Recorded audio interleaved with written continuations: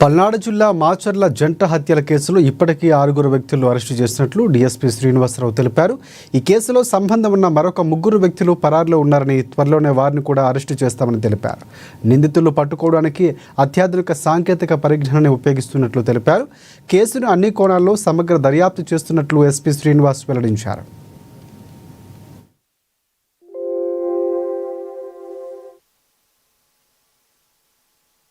అందులో ఈరోజు 6గురిని మనము అరెస్ట్ చేయడం జరిగింది. వాళ్ళకి రిమాండ్ కూడా ఇవ్వడం జరిగింది. మిగతా వాళ్ళ పట్ల కూడా ఈ కేసులో ఆ రోజు నేను ప్రాథమిక సమాచారాన్ని మీకు తెలియజేయడం జరిగింది. ఇప్పుడు ఇది ఇంకా దర్యాప్తులో ఉంది కేసు. అన్ని కోణాల్లో కూడా ఈ కేసును వెరిఫై చేస్తాము. ప్రతి అంశాన్ని కూడా ఇందులో పూర్తి పరిగణలోకి తీసుకుంటాము.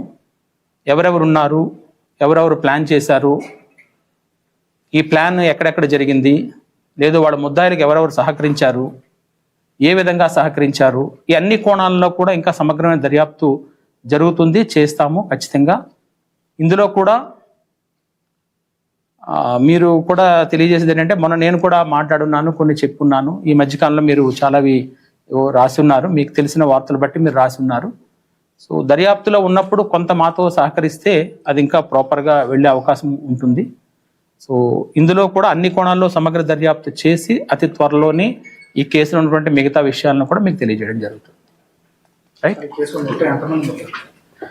ఈ రోజున మనకి ఎవరైతే నేరస్తులు మనం అనుకున్నటువంటి ఎలిజిబుల్ అక్యూజ్డ్ ఉన్నారో వాళ్ళు చెప్పిన దాన్ని బట్టి మనకు 9 మంది ఇప్పటి వరకు వచ్చి ఉన్నారు. 6గురిని అరెస్ట్ చేస్తున్నాము. మిగతా 3 కూడా ఉన్నారు.